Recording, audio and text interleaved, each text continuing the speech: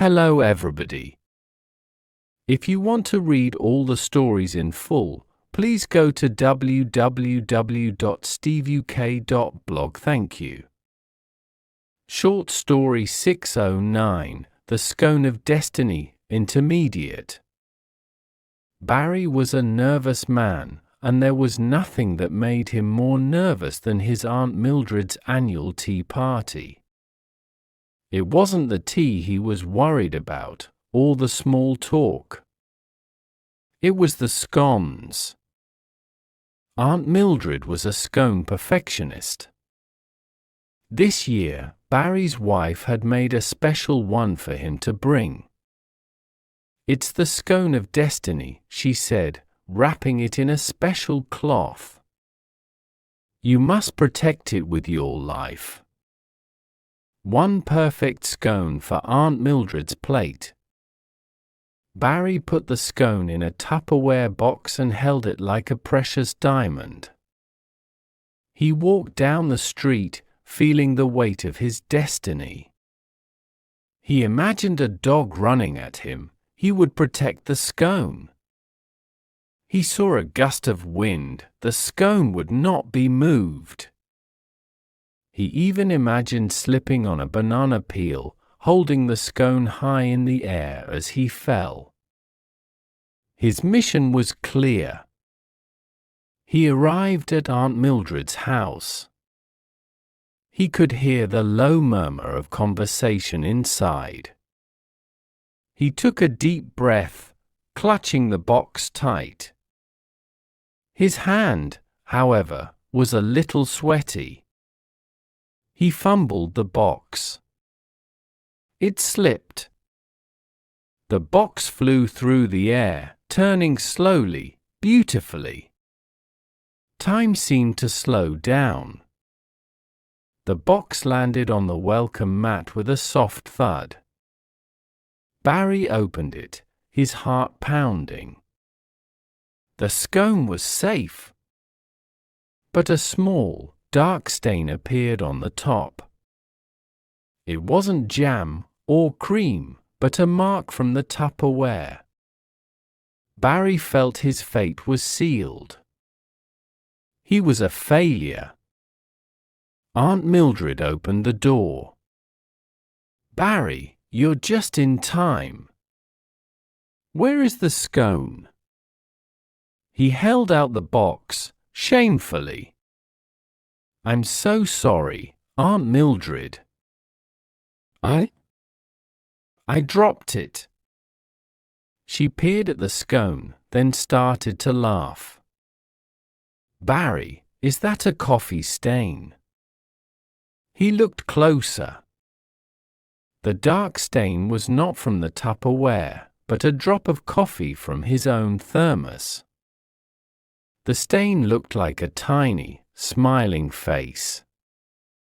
Aunt Mildred took the scone and put it on the plate with the others. "It's the most cheerful scone I've ever seen," she said, smiling. "Now, come in and have some tea." Barry realized his Scone of Destiny had fulfilled its true purpose, to be a perfectly cheerful, slightly messy scone, and to be eaten. He felt the weight lift from his shoulders and smiled. Vocabulary notes. Nervous.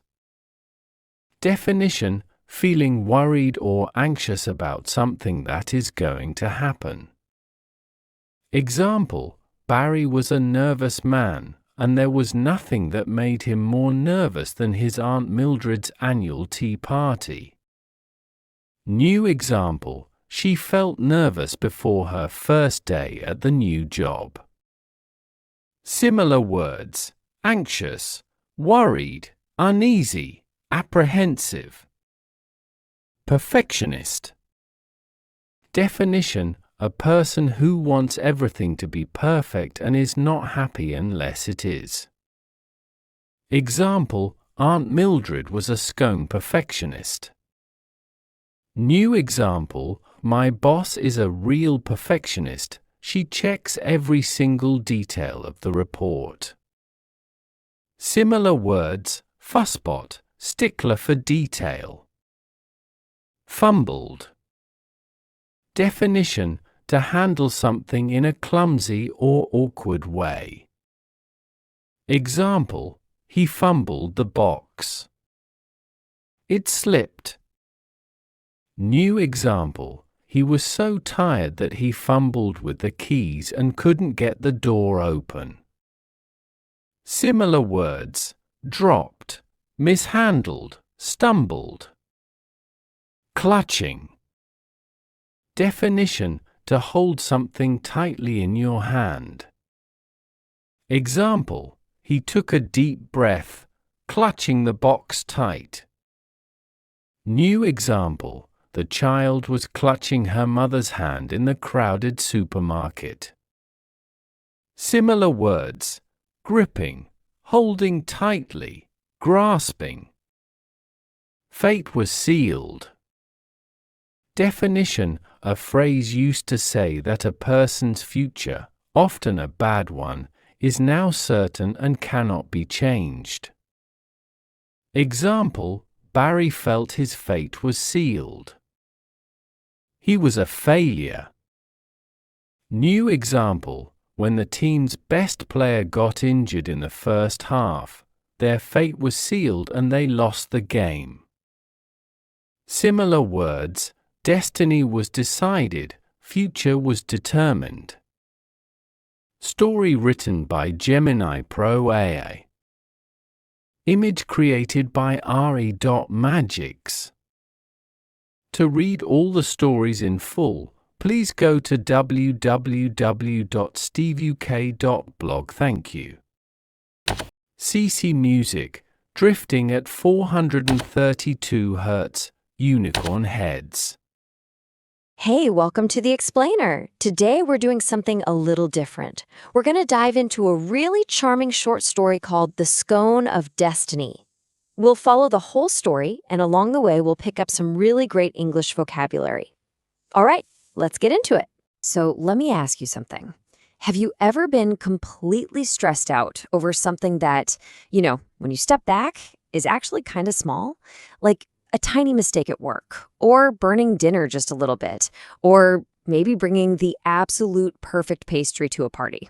Well, if that sounds familiar, you are so going to get our main character today.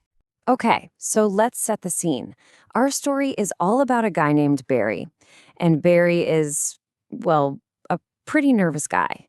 The thing that's making him so anxious today is his Aunt Mildred's annual tea party. It's not the small talk he's worried about. It's the scones.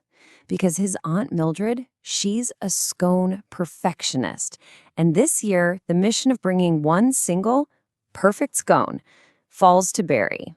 Now, this is not just any scone. Oh no. His wife has given it this incredibly dramatic name, the Scone of Destiny. And she tells him, you must protect it with your life. No pressure, right? So for Barry, this isn't just a snack. It's a quest. It's his destiny. This brings us to our first vocabulary word, and it describes our hero very perfectly. Nervous. Being nervous just means feeling worried or anxious about something that's about to happen. And the story puts it this way. Barry was a nervous man, and there was nothing that made him more nervous than his Aunt Mildred's annual tea party. And why is he so nervous? Well, it all comes down to this word, perfectionist. A perfectionist is someone who needs everything to be absolutely perfect, otherwise they're not happy. The story tells us Aunt Mildred was a scone perfectionist. So now we get it, right? Barry has to bring a perfect scone to a perfectionist. The stage is set. And so Barry begins his perilous journey. It's just a walk to his aunt's house, but in his mind, with the scone of destiny in his hands, his nervous imagination is just running wild. He's not just carrying a plastic container. Nope. The story says he's holding the box like a precious diamond. I mean, that just paints such a great picture, doesn't it? It shows you just how intense this pressure feels for him. This scone is a priceless jewel. And the way he's holding it, that brings us to our next word, clutching. To clutch something means you're holding it super tightly, usually because you're scared or really determined. As Barry gets to the door, the story says he's clutching the box tight. I mean, he is gripping this thing for dear life. And this is where we get a peek inside Barry's head. And oh boy, is it a wild ride. On this short walk, he's imagining these crazy, heroic scenarios. He's fighting off a dog to protect the scone. He's shielding it from a powerful gust of wind. He even imagines slipping on a banana peel, but somehow holding the scone up in the air, safe and sound. His anxiety is basically turning this walk into an action movie. And just like that, he arrives. He survived all the imaginary dangers, and he's standing right there at Aunt Mildred's front door. This is it, the finish line. But, sometimes the biggest threat isn't what you expect. After all that, worrying about dogs and wind and banana peels, the problem came from inside. His own nervousness makes his hand a little sweaty. And right at that crucial moment as he's clutching the box, it slips. He fumbled it. And that action, that clumsy drop, gives us our next word, fumbled. To fumble something is to handle it awkwardly. You can just see it in slow motion, can't you? The box tumbling through the air, all because of one clumsy, sweaty-palmed fumble. He scrambles to pick it up, heart just hammering in his chest, and he opens it. And for a second, there's this wave of relief. The scone is okay. But then he sees it, a small, dark stain right on the top. It's not perfect anymore. The Scone of Destiny is flawed. And to Barry, this is just total, absolute failure. The story uses a fantastic English idiom here. It says Barry felt his fate was sealed. When you say your fate is sealed, it means you think the outcome is set in stone and there's nothing you can do to change it. For Barry, in this moment, his terrible fate is to face his perfectionist aunt with a failed scone. But is his fate really sealed? This is where the story takes this wonderful little turn. Aunt Mildred opens the door, and Barry, completely ashamed, shows her the ruined scone. The disaster he's been dreading is finally here. Or is it? And here we see the whole point of the story, all in one shot. It's all about perspective. Barry looks at the scone and sees a stain, a ruinous mark, a symbol of his failure. But when Aunt Mildred leans in to look, she sees something completely different. That little coffee stain, it looks like a tiny smiling face. His failure is her delight. And then she says this absolutely wonderful line. It's the most cheerful scone I've ever seen. And with that one sentence, poof, all of Barry's anxiety just melts away. His failure actually made something special and unique.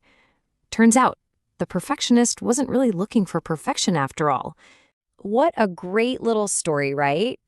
Okay, before we wrap this up, let's do a quick review of the vocabulary we picked up on Barry's journey. So we learned 5 key things today. We had nervous, which was Barry all over, perfectionist, which is what he thought his aunt was, clutching, that super tight grip he had on the box, fumbled, the clumsy mistake he made at the door, and that great idiom, fate was sealed, which is how he felt right before everything turned out great. So what's the big takeaway here? It's that Barry was so worried about the scone being perfect that he almost missed its true destiny. It wasn't meant to be flawless. It was meant to be perfectly cheerful and to bring a little unexpected joy to the party. And that leaves us with one last thing to think about. We all try so hard to be perfect, just like Barry did. But sometimes it's the little mistakes, the unexpected stains, the fumbles that make things and people a lot more interesting and cheerful. So I'll leave you with this question. When has an imperfection actually made something better in your life? Thanks for joining me on The Explainer.